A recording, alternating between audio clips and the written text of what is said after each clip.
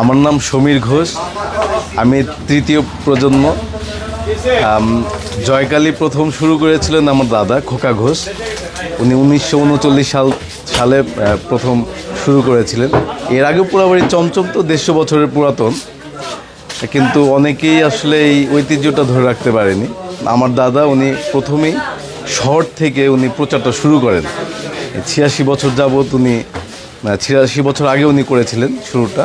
তারপর আমার জ্যাঠামশাই করেছেন, আমার বাবা করছেন, আমি ওনাকে হেল্প করছি। পোড়াবাড়ির চমচম আসলে এটা পোড়ামাটি কালার হয় মূলত। টেস্টটা একটু আপনার বেশি, মানে আপনার টেক্সচারটা একটু গাঢ় হয়, আর হচ্ছে আপনার মিষ্টির পরিমাণটা একটু পরিমাণ মতো একটু বেশি হয় অন্য মিষ্টির কারণে। এটার কারণটা হচ্ছে এটা একটু কড়া জাল করতে হয়। কড়া জাল না হলে পোড়াবাড়ি চমচমের যে আপনার অরিজিনালিটিটা এটা আসবে না, অরিজিনাল টেস্ট ট্রেডিশনাল টেস্টটা আসবে না। এটার মূল কারণটাই হচ্ছে এটা। আর আগে হচ্ছে ধলেশ্বরী নদীর পানি দিয়ে হতো, কিন্তু এখন তো আসলে পানি আগের মতো স্বচ্ছ নয়, এখন আয়রন মুক্ত পানি দিয়ে করলেই হয় ওরকম।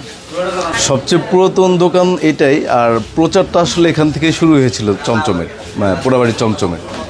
মানে সারা বিশ্বব্যাপী যে প্রচারটা টাঙ্গাইলের চমচম, এখান থেকে আমার দাদা শুরু করেছিলেন।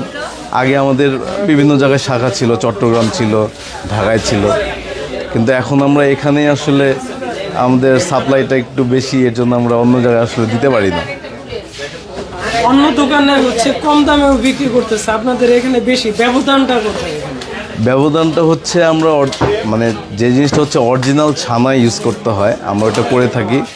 তারপর হচ্ছে চমচমের উপরে যেটা আপনার মাওয়া বলে, অরিজিনাল দুধ দিয়ে তৈরি করতে হয়। এই কারণে এটা মানে একটু আপনার টেস্টটাও বেশি হয় এবং আপনার মানে খরচটাও বেড়ে যায়। আর অন্য অন্য দোকানে যারা মানে মিষ্টি বিক্রি করে আরও কম দামে, তারা ছানাটা একটু নর্মাল কোয়ালিটির ছানাটা ইউজ করে, আর তারা খরচ কমানোর জন্য তারা বিস্কিটের গুঁড়া ইউজ করে থাকে। এতে অনেক কমে যায় খরচ, এর জন্য তারা অনেক কমে বিক্রি করতে পারে আর কি। না, স্বাদ অবশ্যই এক হবে না, কারণ অরিজিনাল যে মাওয়াটা, এটা যে টেস্টটা আসবে, আর অরিজিনাল ছানা দিয়ে তৈরি মিষ্টিটা যেটা টেস্ট আসবে, তো নর্মাল ছানার মিষ্টির টেস্ট আসবে না।